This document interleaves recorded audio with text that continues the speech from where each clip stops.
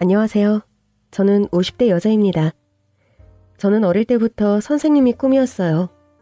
엄마가 유치원 선생님이셨는데 선생님이었던 엄마를 동경했던 건지 친구들과 만나도 늘 선생님 놀이를 했죠. 엄마는 병설 유치원 선생님, 아빠는 대기업에 다니던 분이었는데 덕분에 자라온 환경은 풍족한 편이었어요.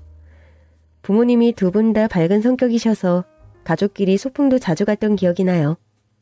그러다 고등학교에 올라갈 즈음 전공을 결정해야 했어요.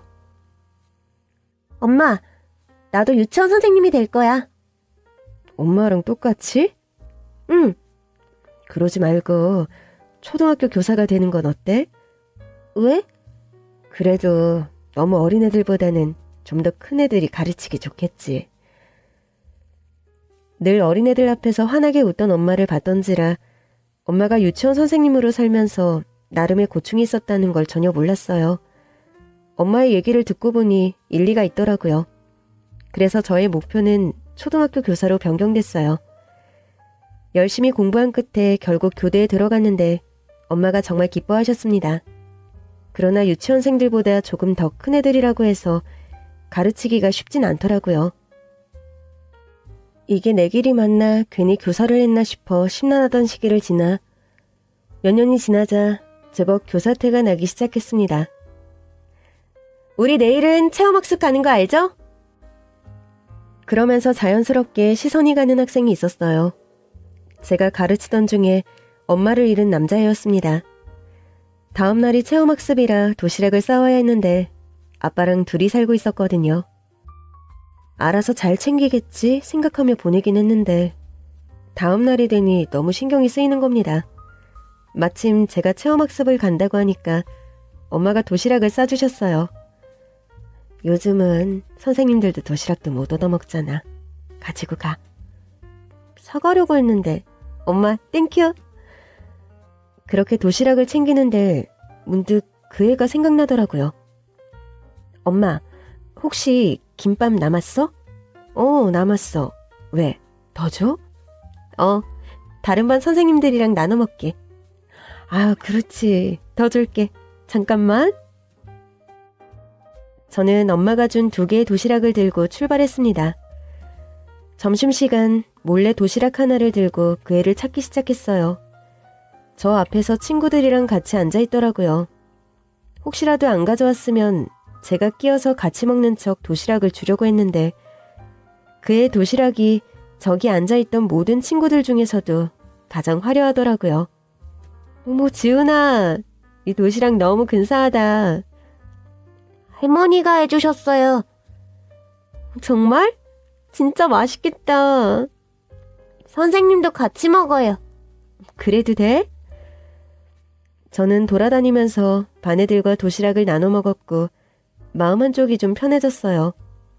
그동안 그 애를 보고 있으면 늘 마음이 짠했거든요. 어느 날 갑자기 퇴근 직전에 교무실 전화를 받았는데 그 애의 아빠였어요. 지훈이 아버님, 혹시 지훈이가 집에 안 왔나요? 아니면... 그게 아니라 지훈이가 내일부터 며칠 학교에 못 갈 것 같아요. 네? 왜요? 아까 갈 때만 해도 그런 말은 없었는데? 애엄마가 세상을 떠났습니다. 그 얘기에 얼마나 놀랐는지 몰라요. 저는 그 길로 집으로 가서 검은 옷을 입은 뒤 장례식장으로 갔습니다. 지훈이 어머니와는 몇 번 마주친 적이 있었거든요. 그날 처음으로 지훈이 아빠를 봤어요. 안녕하세요. 저는 지훈이 담임이에요. 선생님, 어떻게 여기까지... 감사합니다. 일단 조문을 한 뒤 주변을 둘러보는데 지훈이가 안 보이더라고요. 지훈이 어디 있어요? 이모네 집에 있어요. 그냥 학교를 보낼까도 했는데 애가 아무것도 모른 채 학교에 가는 것도 좀 그렇고. 그렇다고 장례식장에 어린애를 데리고 있는 게...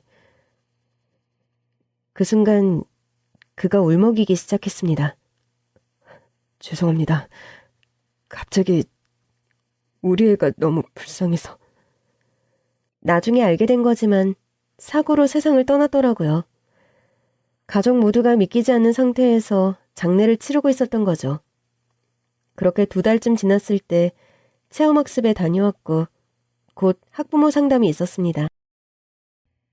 지훈이 아버님께 연락을 드렸더니 직접 와서 상담을 받겠다고 하시더라고요. 오랜만에 다시 보는데 다행히 안색이 어둡진 않더라고요. 그런데 저에게 맛있는 수제 초콜릿을 주시더라고요. 아내 장례식에 와주셔서 감사합니다. 그 답례예요. 어머, 이거 제가 진짜 좋아하는 초콜릿인데. 근데 어떡하죠? 저 이거 못 받아요. 알긴 아는데 별 뜻 없이 드리는 건데도 안 될까요? 네, 받으면 제가 아주 난처해집니다. 마음만 받은 걸로 할게요. 그때였습니다. 갑자기 배에서 꼬르륵 소리가 나는 거예요. 사실 그날 일이 많아서 점심을 걸렀거든요. 그러면 상담을 시작해볼까요? 일부러 모른 척 말했는데 갑자기 그가 초콜릿 포장을 뜯더라고요. 어차피 선생님은 못 드리니까 제가 먹으면서 해도 될까요? 네? 꼬르륵 소리는 제 배에서 났는데 그가 그걸 먹겠다고 하더라고요. 저도 모르게 마른 침을 꿀꺽 삼키며 고개를 끄덕였죠. 네, 맛있게 드세요.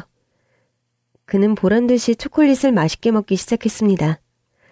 쉬지 않고 마지막 2개가 남을 때까지 열심히 먹더라고요. 저 천천히 드세요. 아직 상담 시간이 좀 있으니까.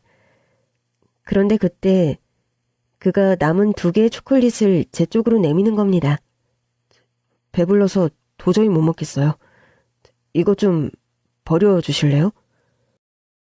그제야 전 그의 의도를 알아차리고 웃을 수밖에 없었습니다. 괜찮아요? 한 번에 너무 많이 먹은 것 같은데? 네.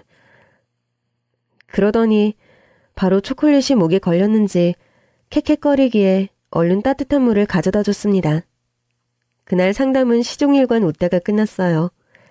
지훈이는 침착하고 어른스러운 구석이 있는 아이라 특이점은 없었어요. 마지막으로 제가 드리고 싶은 말씀은 네. 일단 초콜릿 버리신 거 2쪽 잘 먹었고요. 네. 지훈이가 엄마의 부재를 알고 있는 것 같아요. 맞죠? 네, 맞습니다. 얘기해줬어요. 지훈이가 체험학습 때 근사한 도시락을 싸왔더라고요. 할머니가 싸주셨다면서. 저희 어머니가 싸주셨어요. 애 기죽지 말라고. 지훈이가 그걸 아무렇지 않게 잘 얘기하는 거 보고 다행히 잘 받아들인 것 같다고 생각했어요. 선생님은 참 섬세하시네요. 저희 애 관심 있게 지켜봐 주셔서 감사합니다. 상담은 훈훈한 가운데 끝났어요. 그런데도 그가 열심히 먹고 남겨준 초콜릿 상자는 두고두고 기억에 남았죠. 그렇게 1년이 지나 가르치던 아이들과 헤어지게 됐을 때 여지없이 눈물이 나더라고요. 여러분의 인생 중 가장 예쁜 1년을 가까이서 지켜볼 수 있어서 행복했어요. 이제 1살씩 더 많아졌으니까 더 건강하게 행복하게 지내요. 알겠죠? 교사로 사는 일은 매일 시작은 힘들다가 마지막엔 눈물이 나는 일이었죠. 그렇게 한바탕 울고 퇴근을 하려고 하는데 교무실로 전화가 오더라고요. 선생님, 저 지훈이 아빠예요. 상담 이후로 처음 받은 전화였습니다. 네. 잘 지내셨죠? 혹시 주말에 뭐 하세요? 네?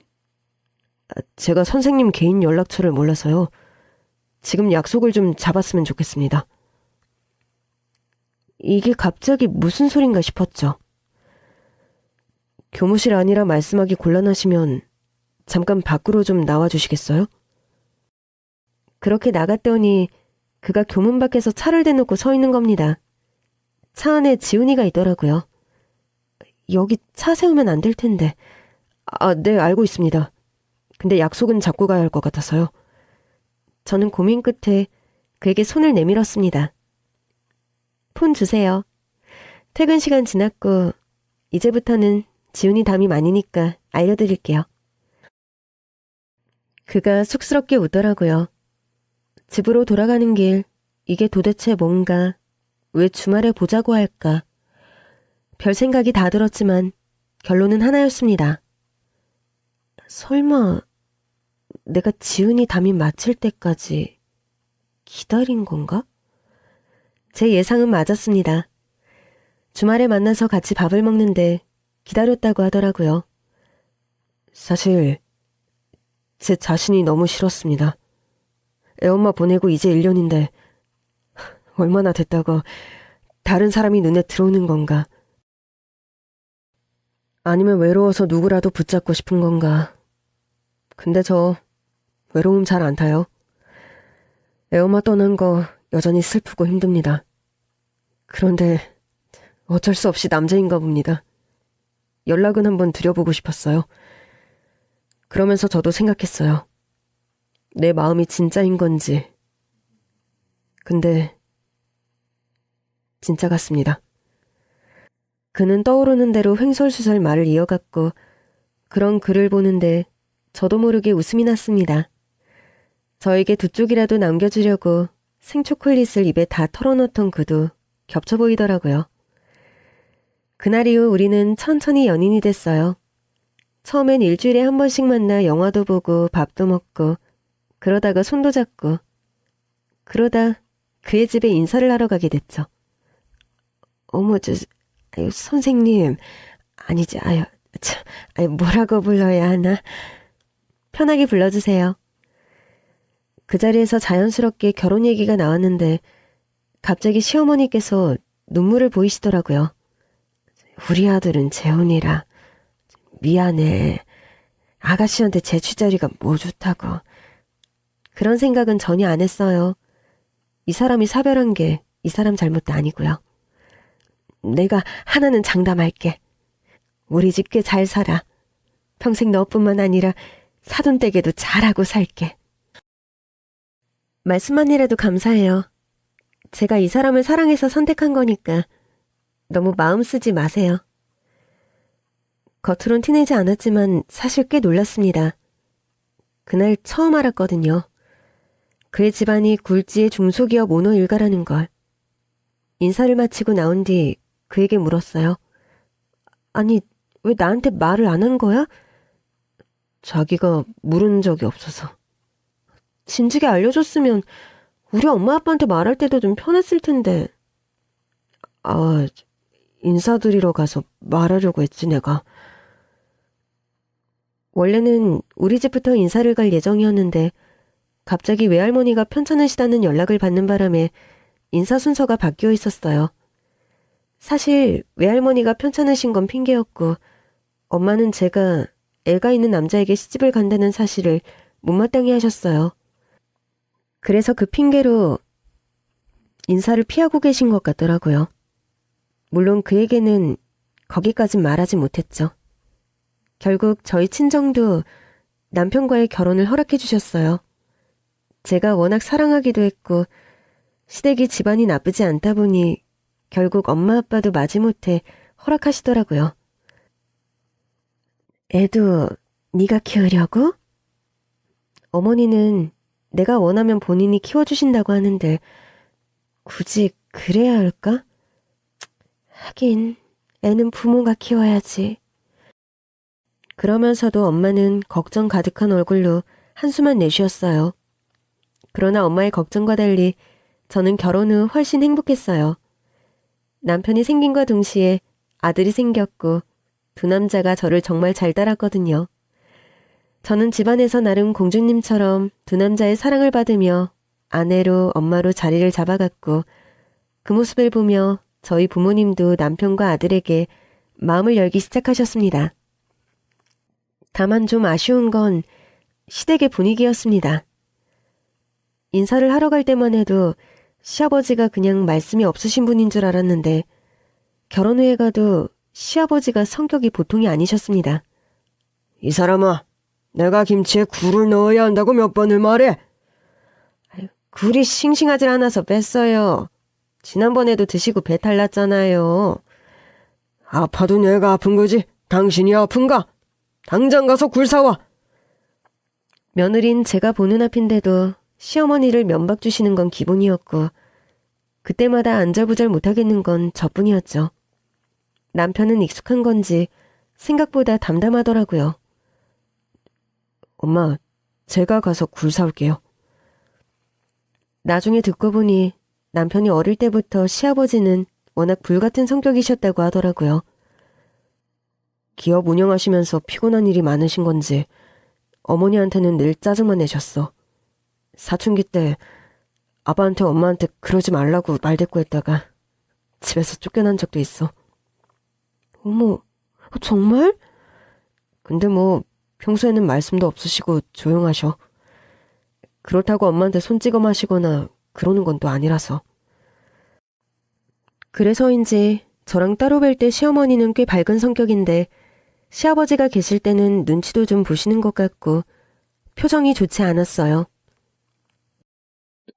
처음엔 제가 분위기를 띄워보려고 애도 썼는데 두텁게 내려앉아 있는 특유의 무거운 공기는 끝내 사라지지 않더라고요. 그러던 어느 날 시동생이 결혼할 여자를 인사시킨다며 데리고 왔어요.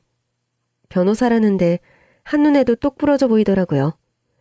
한참 식사를 하고 있는데 예비 동서가 시어머니께 그러는 겁니다. 어머니, 저는 결혼해서 복작복작하게 사는 게 소원이에요. 그래? 타복하면 좋지. 몇 명이나 낳으려고?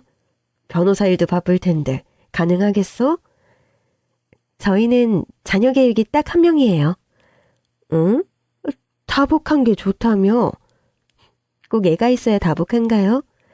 어머니 아버님 모시고 살면 다복해지죠. 저는 제 귀를 의심했습니다. 변호사로 바쁘게 산다던 예비동서는 인사원 자리에서 뜬금없이 합가를 하고 싶다는 겁니다. 얘기를 들어보니 수재에 명문대 법대까지 나왔다고 하더라고요. 식사를 마친 뒤 잠깐 부엌에서 휴대폰을 확인하고 있는데 예비 동서가 저한테 오더라고요. 형님, 처음 봬요. 선생님이시라면서요? 인상이 참 좋으세요. 반가워요. 말씀 편하게 해주세요. 그러시면 제가 섭섭해요. 그래요. 그러자. 아니죠. 근데 정말 합가하고 싶어요? 형님 생각은 어떠세요? 제가 합가해서 두 분 모시고 살면 형님도 덜 신경 쓰고 좋지 않을까요? 지금도 뭐 신경 쓸 건 없어서. 어머 형님, 그건 아니죠. 어머님 아버님도 연세가 있는데 곁에서 자식이 챙겨야죠. 그런가? 생각해보니 그렇네. 내가 생각이 짧았다. 그런 뜻으로 한 말 아니에요. 그냥 하고 싶은 사람이 더 하면 된다는 뜻이에요. 제가 하고 싶어 하잖아요. 제가 할 테니까 형님은 지금처럼 편하게 지내세요. 결국 시동생 부부는 결혼과 동시에 시댁으로 합가를 결정했어요. 시어머니는 마음이 반반이셨던 것 같은데 시아버지께서 바로 허락을 해주셨다고 하더라고요. 동서의 말 맞다나 시동생 부부가 합가하니 저희 부부가 신경 쓸 일이 확실히 줄었어요. 동서에게 종종 연락해 뭐 필요한 게 있냐고 물어도 없다고 하더라고요. 형님, 전 합가해서 너무 좋아요. 필요한 거 아무것도 없어요. 그래? 집안 분위기는 어때? 너무 좋죠. 밝은 동서와는 달리 시어머니는 이전과 크게 다르지 않은 태도였습니다. 필요한 게 뭐가 있어. 난 그냥저냥 괜찮아. 시댁 분위기가 워낙 우중충했다 보니 저런 분위기에서 밝게 사는 동서가 대단하다 싶기도 했어요. 그러던 어느 날 해외 출장을 갔던 남편이 전화에 그러는 겁니다. 여보, 엄마가 몸이 많이 안 좋으신 것 같아. 그래? 이상해서 동서에게 전화를 걸어봤어요. 그런데 동서가 전화를 안 받더라고요. 아무래도 로펌 일이 바쁜가 싶어서 급히 시댁으로 갔습니다. 갔더니 시아버지도 안 계시고 시어머니 혼자 안방에 누워 계시더라고요. 어머니, 저 왔어요. 괜찮으세요? 그제야 천천히 눈을 뜨신 어머니가 저를 물끄러미 보시더니 물었습니다. 큰애 왔니? 네, 어머니. 몸은 어떠세요? 병원 갈까요? 그러자 시어머니께서는 제 손을 덥석 잡으셨습니다. 병원 간다고 나을 게 아니야. 어머니, 어디 많이 편찮으신 거예요? 그냥 갈 때가 된 거지 뭐. 네? 그러더니 다시 눈을 감으시는 겁니다. 처음엔 그대로 돌아가신 줄 알고 얼마나 놀랐는지 몰라요. 저는 매일 일이 끝나는 대로 시댁으로 갔어요. 느낌이 심상치 않았거든요. 제가 계속 시댁에 오니까 동서가 안 그래도 된다며 만류하더라고요. 형님, 그날은 제가 일이 바빠서 늦었어요. 이제부터는 제가 지킬 테니까 매일 오실 필요 없어요. 느낌이 좀 이상해. 남편도 해외 가서 없는데 나라도 곁을 지켜야지. 그 후 시어머니는 열흘 정도 더 시름시름 앓으셨어요. 마지막 날 가족들이 모두 보는 앞에서 눈을 감으셨죠. 돌아가시기 직전 시어머니는 저에게 이리 와보라며 손짓을 하셨습니다. 제가 가까이 가자 귀를 대라고 하시더라고요. 네, 어머니, 말씀하세요. 우리 큰아들은 지금 오고 있어요, 어머니. 조금만 더 힘을 내주세요. 큰아들 얼굴은 보고 가셔야죠. 그때였습니다. 시어머니께서 아주 작은 소리로 제 귓가에 대고 속삭이셨어요. 둘째를 잘 감시해야 너가 살 수 있어.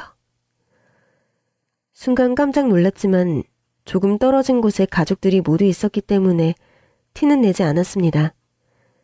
시어머니는 알겠냐는 듯 저를 보셨고 저는 고개만 끄덕였습니다. 도대체 무슨 상황인지 모르겠더라고요. 그렇게 시어머니는 돌아가셨고 내내 말없이 보고 계시던 시아버지도 두 눈을 질끈 감으시더라고요. 남편은 장례식장을 잡은 뒤에야 겨우 도착했습니다. 이미 소식을 들은 뒤라 눈, 코, 입이 빨간 채 왔더라고요. 저 역시 갑작스러운 시어머니의 임종이 당황스러웠지만 어머니의 마지막 말씀 때문에 장례식 내내 머리가 복잡했어요. 계속 동서를 보게 되더라고요. 동서는 누가 보면 친정부모님이 돌아가신 줄 알겠다 싶을 만큼 사흘 내내 울었습니다. 그런 동서를 보는데 마음이 복잡했어요. 장례를 마친 뒤에야 남편에게 어머니의 마지막 말을 털어놓았습니다. 엄마가 그렇게 말씀하셨다고? 아무래도 좀 이상해. 엄마가 돌아가시기 직전이라 망상 같은 걸 하신 게 아닐까? 그러니까 동서가 그럴 사람이 아닌데. 아닐 거야. 장례식장에서도 아들인 나보다 더 울더라. 너무 우는 바람에 결국 실신해서 병동으로 옮긴 적도 있을 정도였죠. 남편과 얘기를 나누며 가는데 문득 제 휴대폰이 없다는 걸 깨달았어요. 여보, 나 휴대폰 놓고 왔나 봐. 어디에? 남편의 휴대폰으로 전화를 걸어보니 웬 여자가 받더라고요. 휴대폰 주인이신가요? 네, 맞아요. 거기가 어디죠? 여기 병원입니다. 장례식장에 휴대폰을 두고 가셨어요. 장지에 다녀오는 사이 휴대폰이 없다는 것도 모르고 있었더라고요. 남편을 주차장에서 기다리게 한 뒤 휴대폰을 보관하고 있다는 병원 본관으로 들어간 그때였습니다. 글쎄, 병실에 올라오자마자 눈을 번쩍 뜨더라니까. 그 장례식장에서 엄청 울었다는 여자? 돌아가신 분 며느리라는데 딸처럼 울다가 기절해서 병실로 옮긴 거였거든. 간호사들이 벤치에 앉아 수다를 떨고 있었는데 그 내용이 귀에 걸리더라고요. 옮기자마자 눈을 번쩍 뜨더니 나더러 기운 빠지니까 포도당 좀 놔달라고 하더라. 우는 것도 보통 일이 아니라면서. 그때 가족들은 없었어? 일단 환자 먼저 옮겨온 상태였어. 남편 들어오자마자 눈 딱 감고 모른 척 하더라고. 아무래도 이상해서 간호사들에게 슬쩍 다가가 봤어요. 선생님들, 혹시요. 간호사 한 명이 저를 보더니 화들짝 놀라더라고요. 저도 그 간호사를 본 기억이 났습니다. 어머, 동서 병실에서 본 그분 맞죠? 간호사가 아연실색이 돼서는 어쩔 줄 몰라 하더라고요. 혹시 제 얘기 다 들으셨어요? 우리 동서 얘기 맞아요? 기억나요. 형님이라고 하셨던 거. 네, 맞아요. 환자분이 가족들한테는 비밀로 해달라고 하셨는데. 그럼 그때 동서가 기절한 게 아니었어요? 수액은 놔드리긴 했는데 기절은 아니었던 것 같더라고요. 그냥 좀 힘들어서 쉬려고 왔다고. 같은 여자니까 내 맘 알죠? 이러시면서. 생각지도 못한 얘기에 멍하니 휴대폰을 찾아 남편의 차로 돌아왔습니다. 왔어? 남편도 많이 피곤했는지 차에서 잠들어 있었더라고요. 저는 일단 이 얘기는 말하지 않은 채 집으로 돌아갔습니다. 그러나 생각이 많아서 밤새 잠이 안 오더라고요. 거실에 앉아서 시어머니의 마지막 말과 낮에 들은 간호사들의 말을 계속 생각했어요. 아무래도 동서가 뭔가를 숨기고 있는 것 같다는 생각이 그제야 들더라고요. 정식으로 수사를 의뢰하기엔 심증뿐인데다 시어머니의 말씀을 들은 것도 저뿐이었어요. 동서에 대해 알아내긴 해야겠는데 방법을 모르겠더라고요. 그러다 사립탐정이 있다는 것을 알게 됐습니다. 저 의뢰하고 싶은 일이 있는데요. 네, 말씀하세요. 그 사람이 어떻게 살아왔는지도 알아봐 주실 수 있나요? 정보가 필요하신 거군요. 알아봐 드리겠습니다. 아무래도 동서의 뒤를 캐봐야겠더라고요. 그 사이 저는 반찬을 만들어 시댁에 들렀어요. 시어머니도 안 계신데 동서 혼자 시아버지까지 감당하기 힘들겠다 싶어서요. 그런데 집에 동서는 없고 시동생과 시아버지가 저녁을 먹고 있더라고요. 어머, 벌써 식사들 하고 계셨어요? 형수님 오셨어요? 와이프가 아침에 해뒀다고 꺼내 먹으라고 해서요. 동서가 오늘도 일이 바쁜가 보네요. 네, 엄마 장례 치르느라 며칠 빠졌더니 당분간은 바쁠 것 같다고 하네요. 저도 반찬 좀 해왔어요. 와이프가 많이 해놨어요. 형수님도 힘드신데 그렇게 안 하셔도 돼요. 힘들긴 뭐가 힘들어요. 우리 식구들 먹이는 건데.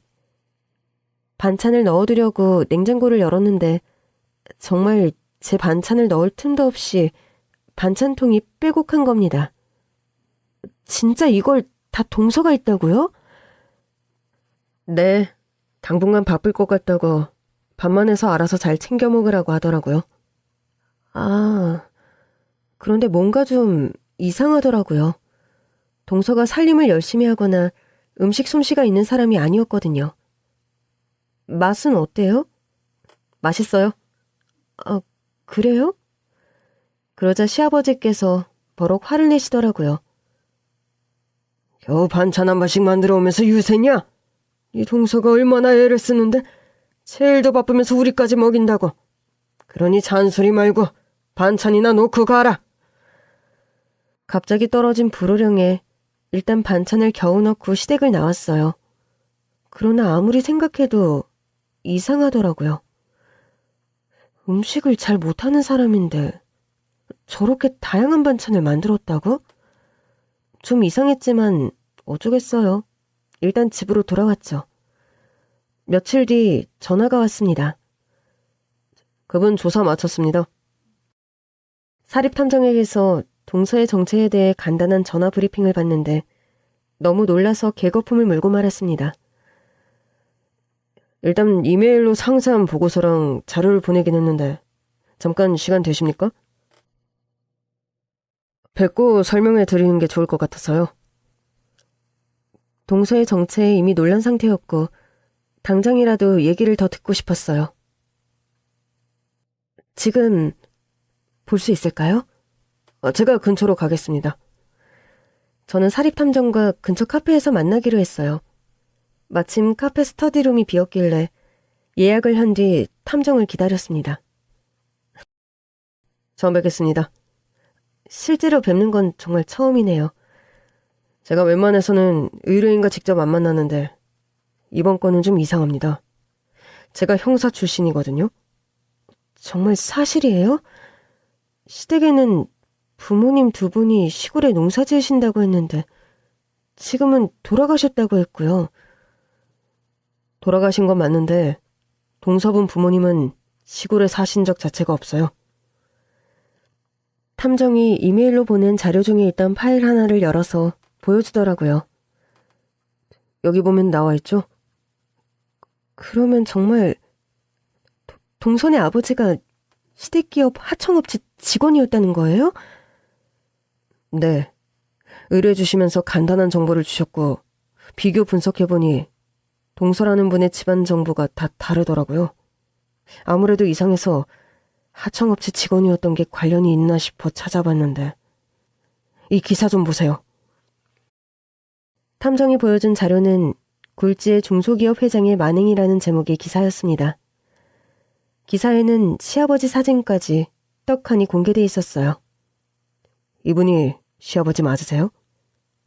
네, 맞아요. 이분이 성질머리가 보통이 아니신 분인데 본인 기업의 직원들뿐 아니라 하청업체 직원들도 어지간히 괴롭히셨던 모양이에요. 기사 내용은 충격적이었습니다. 저희 아버님 때문에 이분이 돌아가신 거예요? 정확히는 스스로 한 선택이지만 원인이 되셨던 것 같긴 합니다. 직원들이 모두 보는 앞에서 핀잔은 물론 발길질까지 했다네요. 이게 하루 이틀 일이 아니어서 큰 수치심을 느꼈고 결국 스스로 목숨을... 그분이 동서 아버지인 거고요? 예. 자료의 관계를 증명할 수 있는 자료도 모두 들어있습니다. 이게 다 무슨 일인가 싶었어요. 시아버지가 워낙 고약한 성격이시긴 했지만 이런 문제가 있었는지는 전혀 모르고 있었거든요. 사실 이건 자료에 첨부를 안 했는데요. 네? 보여드릴까 말까 고민했는데 아무래도 보여드려야 할 것 같아요. 탐정이 저에게 사진 한 장을 내밀더라고요. 추가 자료가 더 나올까 싶어서 따라다녀봤는데 사람이 먹으면 치명적일 수 있다는 걸 사더라고요. 네? 사진 속 동서는 온몸을 꽁꽁 감싼 채 의문의 가게에서 뭔가를 사들고 나오는 것 같았습니다. 제가 들어가서 주인한테 물어보니까 이번이 처음이 아니라고 하더라고요. 이게 언제죠? 의뢰하신 다음날 찍은 겁니다. 그 순간 시댁 냉장고에 가득 들어있던 반찬통이 떠오르더라고요. 혹시 제가 뭘 좀 갖다 드리면 성분 분석도 가능할까요? 해드리겠습니다. 아는 사람이 있어요. 저는 그 길로 시댁으로 향했습니다. 갔더니 시아버지 혼자 TV를 보고 계시더라고요. 무슨 일이냐? 아버님, 지난번에 동서가 만들어준 반찬은 다 드셨어요? 아직 다 못 먹었었어. 입맛이 없어. 그런데 시아버지 안색이 좋지 않더라고요. 아버님, 혹시 어디 안 좋으세요? 뭐? 뜬금없이 그게 무슨 소리야? 왜? 나까지 얼른 갔으면 좋겠냐? 안색이 좀 안 좋으신 것 같아서 걱정돼서 여쭤봤어요. 네가 내 걱정을 해. 너보다야 둘째가 내 걱정을 많이 하지. 걔는 매일 나 생각해서 반찬에 건강 주스까지 만들어준다. 그래, 마침 너 잘 왔다. 네 동서가 바빠서 설거지를 못하고 갔으니 가서 설거지나 하고 가. 그 순간 동서 아버지의 일이 생각나 마음이 좀 심란했지만 꾹 참고 부엌으로 갔습니다. 어차피 제 목적은 시댁 부엌이었으니까요. 부엌에 가보니 동서가 아침에 만들었다는 건강주스 믹서기까지 설거지가 되지 않은 채 있더라고요. 저는 일단 동서가 만들었다는 반찬을 조금씩 다 덜어냈고 믹서기에 남은 건강주스까지 덜어서 챙겼습니다. 다 챙긴 뒤 돌아서는데 시아버지가 저를 보고 계신 겁니다. 너 뭐 하는 거냐? 네? 너무 놀라서 심장이 정말 떨어지는 줄 알았어요. 아니, 반찬을 해와도 모자랄 판에 반찬을 훔쳐가는 거냐? 아버님, 그게 혹시 몰라서 반찬을 좀 듬뿍 덜었거든요. 죄송해요. 근데 저 가져갈게요. 뭐야? 반찬 오래도 봤자 다 못 먹어요. 제가 도와드리는 거예요. 동서가 열심히 만든 반찬인데 상해서 버리면 아깝잖아요. 아니, 대체 뭐라는 거냐? 오늘 만든 건데 무슨... 아버님, 그래도 동서한테는 비밀로 해주시면 안 될까요? 아버님이 다 드신 걸로 해주세요. 네? 일부러 더 철없이 굴었더니 시아버지는 어이가 없다는 표정으로 저를 보시더라고요. 저는 모른 척 반찬통을 꼭 끌어안은 채 시댁을 나왔습니다. 그리고 바로 밖에서 기다리고 있던 사립탐정에게 전해주었죠. 그날 밤 남편에게 혹시 시아버지와 하청업체 직원 사이에 있었던 일을 아느냐고 물었어요. 그랬더니 남편 표정이 어두워지더라고요. 알지. 그때 이슈가 크게 됐으니까. 동생은 잘 모를 거야. 나보다 한참 어릴 때라. 알고 있었구나. 혹시 보상은 해줬어? 안 해줬을 거야. 아버지가 그렇게 괴롭힌 사람들이 한둘이 아니었거든. 기사난 사람 외에도 많아. 정말? 어릴 때 엄마가 아버지를 설득하는 거 본 적 있어. 그러지 말고 당신 때문에 상처받아서 그렇게 됐다고 하니 위로금이라도 주는 게 도리 아니겠냐고. 그랬다가 또 크게 혼만 나셨지. 우리 식구들은 지금껏 아버지한테 찍소리도 못하고 살았어. 아버지 뜻대로만 하셨거든. 나도 어릴 때 많이 혼났어. 회초리도 많이 드셨고. 남편도 시아버지한테 상처를 많이 받았더라고요. 솔직히 엄마가 갑자기 돌아가신 거 다 아버지 때문인 것 같아. 마음고생이 얼마나 심하셨는데. 우리 엄마가 화병도 안 나는 게 신기하다 싶었는데 그렇게 일찍 돌아가실 줄이야. 저는 남편을 꼭 안아주었습니다. 그래서 돌아가신 게 아닐 거야. 어머님이 그렇게 힘드셨으면 진즉에 이혼이라도 하셨겠지. 아버지가 해줬겠어? 난 내 아버지지만 우리 아빠 못 믿어. 처음으로 시아버지에 대한 남편의 솔직한 심정을 알게 된 날이었어요. 남편이 눈물까지 보이더라고요. 시아버지 성격이 참 어지간하셨나 보다 싶고 저에게 하시는 것만 봐도 일반적인 며느리 사랑은 시아버지라는 말과는 전혀 어울리는 분이 아니셨죠. 다음날 사립탐정에게서 다시 연락이 왔습니다. 음식 성분에는 아무 문제가 없습니다. 다만 직접 만든 건 아닌 것 같아요. 방부제가 들어있는 거 보니. 네. 제가 의아했던 대로 음식은 동서가 직접 만든 건 아니었더라고요. 그래도 성분에 문제가 없었다니 다행이라고 생각했어요. 역시 동서가 그렇게까지 했을 리가 없다고 생각한 그때였습니다. 근데 그 주스에서 그 성분이 나왔어요. 지난번에 동서분이 사가셨던. 네? 그 물질이 조금씩 장시간 먹으면서 몸을 망가뜨리는 거라고 하네요. 조금씩 오래 먹어야 효과가 나타나는 거라 부검을 해도 찾기가 어렵다고 합니다. 그럼 이제 어떡하죠? 제가 도와드릴 테니까 일단 빨리 잡으시죠. 아무래도 벌써 두 번째 타깃에게 작전을 시작한 것 같은데. 하지만 몰래 얻은 증거는 법적인 효력이 없잖아요. 예, 그렇죠. 그래서 저도 생각을 해봤는데 시어머니께서 증거를 남겨두시지 않았을까요? 네? 마지막에 의뢰인께 진실을 알리신 것도 그렇고 뭔가를 남기셨을 것 같다는 생각이 들어서요. 물론 이건 제 추측입니다. 그럼 일단 시댁에서 모든 사람을 내보내야겠네요. 필요하시면 제가 도와드릴 테니까 미리 연락만 주세요. 저는 일단 남편에게도 이 사실을 비밀로 한 채 작전을 짰어요. 여보, 서방님이랑 아버님 오시고 부자지간에 바람 좀 쐬고 오면 어때? 어? 아버님도 어머니 돌아가시고 많이 힘드실 거 아니야.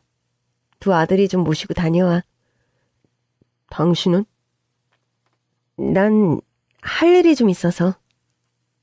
내가 아버지 불편해하는 거 알면서. 서방님은 아버님이랑 잘 지내잖아. 그렇긴 한데.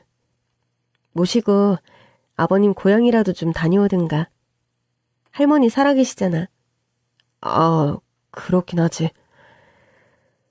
그렇게 두 아들이 시아버지를 모시고 집을 비운 사이 저는 몰래 들어가 안방으로 향했습니다.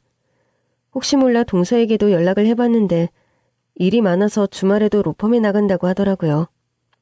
아무도 없는 집인데도 왜 그렇게 떨리던지. 손까지 덜덜 떨며 안방 곳곳을 확인하고 있는데 누군가 현관문을 열고 들어오는 소리가 들렸습니다. 별거 없어. 그냥 하루빨리 끝내고 나가고 싶지 뭐. 뭐 예쁜 집구석이라고. 계속 살고 싶겠어? 동서의 목소리였어요. 너무 놀라서 안방문에 귀를 바짝 갖다 댔습니다. 방문 열리는 소리와 함께 목소리가 잠시 들리지 않다가 다시 들리더라고요.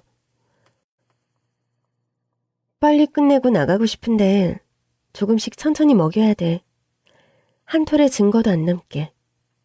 어디에 넣긴. 아침마다 갈아주는 건강 주스에 넣었지. 그냥 믿고 먹냐고? 당연히 믿고 먹지. 내가 만들었다고 뻥친 반찬도 의심 없이 먹는 남자들인데. 하여튼 둘 다 멍청해.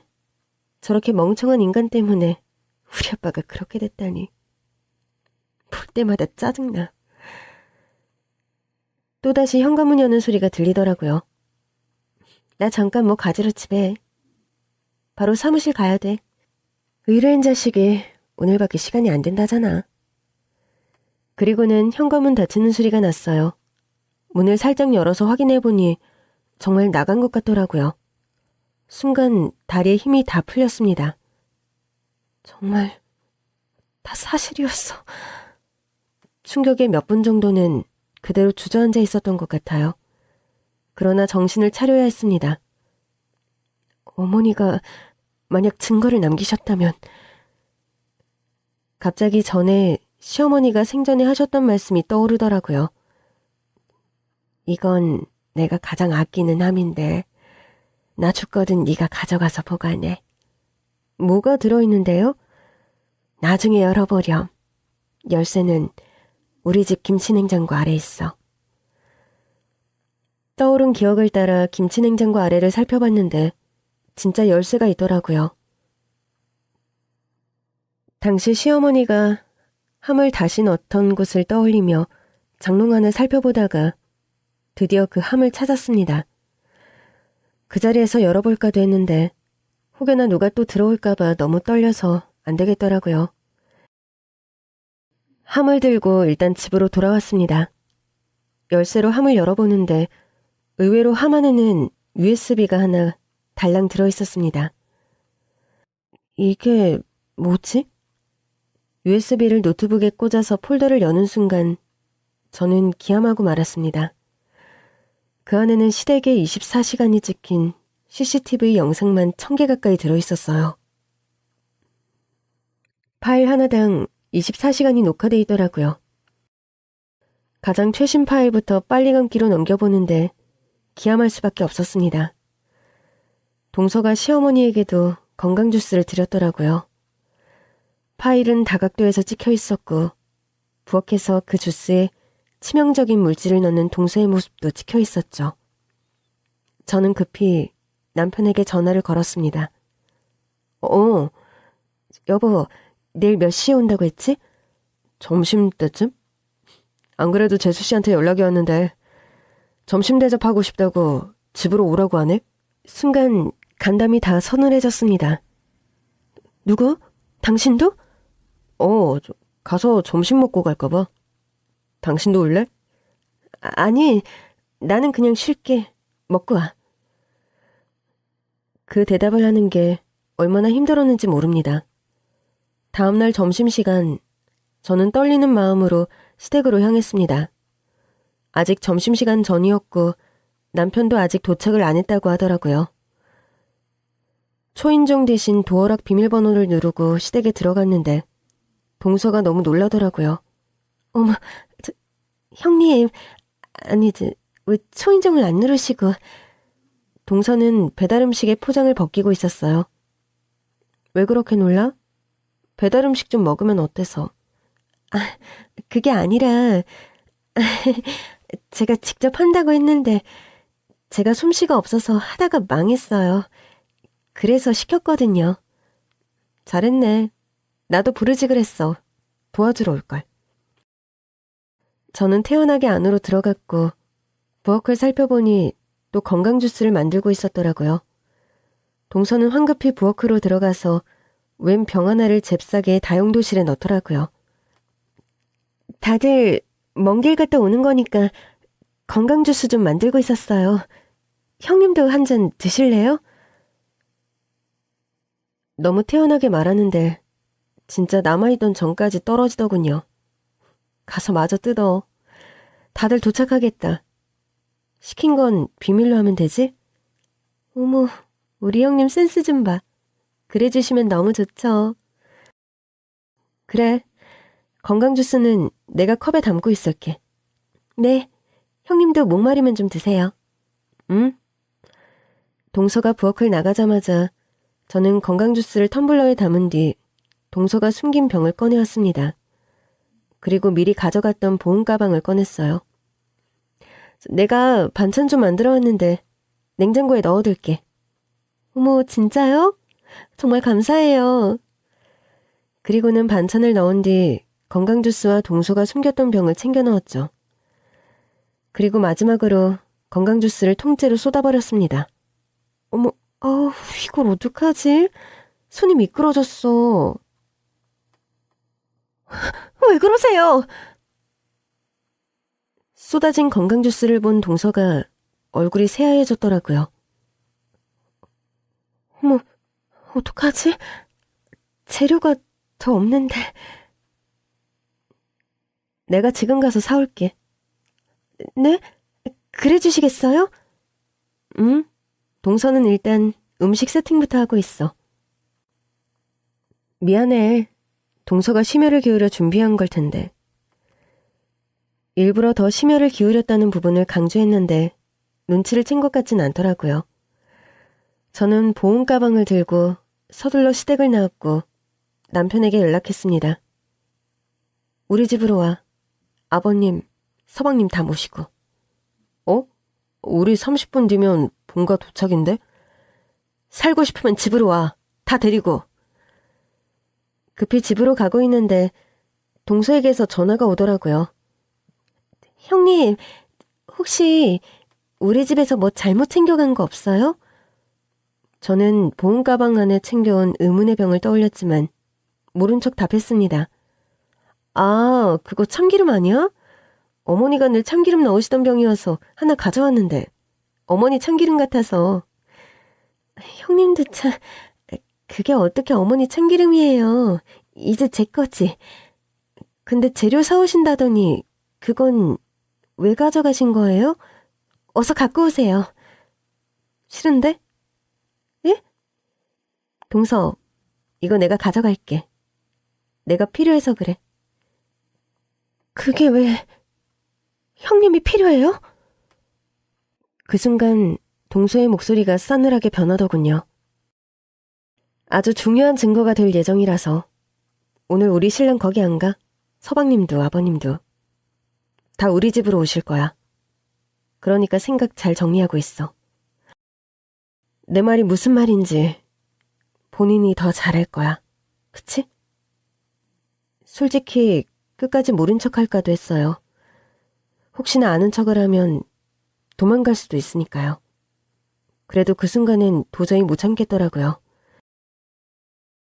시동생의 아버님, 제 남편에게까지 치명적인 게 든 건강 주스를 먹일 생각이었던 거잖아요. 그날 저녁 저는 세부자에게 동서에 관한 이야기를 모두 들려주었고 시아버지는 너무 놀라셨습니다. 정말 그 사람 딸을 아는 거냐? 그 애가? 네. 어릴 때 본 적이 있었는데 전혀 몰랐어. 네가 뭐 잘못 알고 있는 거 아니야? 저는 사설탐정에게서 받은 모든 자료까지 시아버지와 남편, 서방님에게 보여줬어요. 아무래도 서방님이랑 아버님도 해치려고 했던 것 같아요. 어머니께 드린 거랑 똑같은 걸 샀더라고요. 그걸 건강주스에 계속 넣고 있었고요. 저는 CCTV 영상까지 모두 공유했고 이미 경찰에는 신고해둔 상태였습니다. 다음날 저는 남편과 함께 경찰서에 가서 새로 얻은 증거까지 제출하고 왔습니다. 그리고 동서는 바로 체포되었죠. 제 예상대로 도망가지 않았더라고요. 체포되는 순간 동서가 본색을 드러내더라고요. 동서가 시아버지를 보면서 소리쳤습니다. 세상에서 가장 나쁜 인간. 당신 같은 인격 파탄자는 다 벌을 받아야 돼. 시아버지는 자신으로 인해 시어머니가 돌아가셨다는 사실에 이미 정신을 반쯤 놓고 계셨어요. 동서에게 다가가 뺨을 날린 건 시동생이었습니다. 당신이 어떻게 나한테 이래? 내가 왜 못해? 어떻게 우리 엄마를... 난 더 할 생각이었어. 니들 집안을 모조리 다 박살낼 생각이었다고. 당신 진짜 미쳤구나. 네 아버지가 미쳤겠지. 나도 자료 다 봤어. 아버지가 잘못한 건 맞아. 하지만 돌아가시게 만든 건 아니잖아. 근데 당신은 뭐야? 당신은 복수를 핑계로 진짜 사람을 해친 거라고. 시동생은 울며 부르짖었지만 동서는 초지일관 무표정한 얼굴로 대꾸하더라고요. 더 서둘렀어야 했는데 형님이 저렇게 눈치가 빠를 줄이야. 앞에서는 고상한 척 친한 척은 다 하더니 아주 뒤통수 제대로 치셨네요. 저를 보면서 그러는데 기가 차더군요. 동서는 결국 징역을 확정받고 감옥에 갔습니다. 그러나 우리 가족에게 남은 슬픔은 쉽게 사라질 수 없었어요. 내가 잘못 살았다. 그런 줄도 모르고 네 시어머니만 잡았어. 아버님, 뭘 잘했다고 부귀영화를 누리고 살겠니? 이제 다 아들들에게 물려주고 절에 들어가 살련다. 시아버지는 결국 집을 떠나 절로 들어가셨어요. 남편과 시동생은 하루아침에 회사를 경영하게 됐지만 그간 잘 준비하고 있었던 덕에 큰 어려움은 없었습니다. 회사 경영이 안정되자 남편이 그러더라고요. 이제라도 아버지한테 피해 입은 사람들한테 보상할까 해. 다시는 이런 일이 일어나지 않겠다는 기업적 약속 차원에서. 좋은 생각이야. 아버님하고도 상의해봤어? 말씀드렸는데 알아서 하라고 하시네. 직접 나서서 사과하는 건 여전히 못하시겠나 봐. 아버님께는 알아서 하라고 허락하신 게 사과일 거야. 당신이 대신 잘해줘. 필요하면 나도 도울게. 난 당신이 걱정이야. 행여나 당신 교직 생활에 문제 생길까 봐. 생기면 생기는 대로 살아야지 뭐. 이미 나도 이 집안 식구잖아. 책임질 일이 있으면 같이 져야지. 다행히 저에게 온 피해는 없었어요. 그러나 마음 한편은 늘 무거웠죠. 마지막으로 동서의 면회를 다녀온 것도 그래서였을 거예요. 잘 지내고 있어? 뭘 잘 지내요? 내가 원하는 걸 다 못 해냈는데. 과하게 했다는 생각은 여전히 안 드나 봐. 뭐가 과해요? 내가 고통 속에서 몸부림친 시간에 비하면 그 집 식구들은 이제 겨우 1년 좀 안 지났는데. 아버님 절로 들어가셨어. 다시는 안 나오신대. 그래도 살아있잖아요. 나도 그 집 식구로서 사죄하는 마음으로 살게. 뭐라고요? 형님이 왜요? 형님이 그 집 핏줄도 아니고 내가 그래서 형님은 안 먹였잖아요. 도대체 왜 그랬어? 그냥 모른 척하지. 아주버니까지 건드릴 생각은 없었다고요. 서방님도 아버님도 내 식구니까. 그리고 동서도. 그게 무슨 헛소리예요. 날 위해서 그랬다는 헛소리는 아니죠? 동서도 더는 망가지지 않았으면 했어. 엄한 사람의 목숨까지 빼앗아 놓고. 이렇게 아무렇지 않은 척하면 안 돼. 그럼 동서의 마음이 망가지는 거야. 나 가르치려고 온 거예요? 당신이 뭔데? 한때 가족이었던 사람. 그러니까 그 안에서 동서도 속죄해. 아버님 잘못은 우리가 속죄할 테니까. 그렇게 처음이자 마지막 면회를 마치고 나오는데 슬펐어요. 좀 일찍 알았더라면 차라리 사과할 기회가 있었을 텐데 어머니도 그렇게 되지 않았을 텐데 싶더라고요. 상처는 깊게 남았지만 남편과 시동생은 그 상처를 이겨내고 기업을 더 나은 현장으로 만들고 있습니다. 아버님으로 인해 피해를 본 분들을 한 분 한 분 찾아가서 사과를 드렸고 보상도 했어요. 또 회사 수익의 일부도 회사에 환원하며 지난날의 반성을 이제라도 하고 있습니다.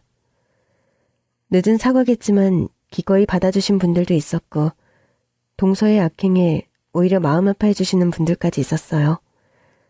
사모님은 참 좋으신 분이셨다면서 눈물을 보이신 분들도 있었죠.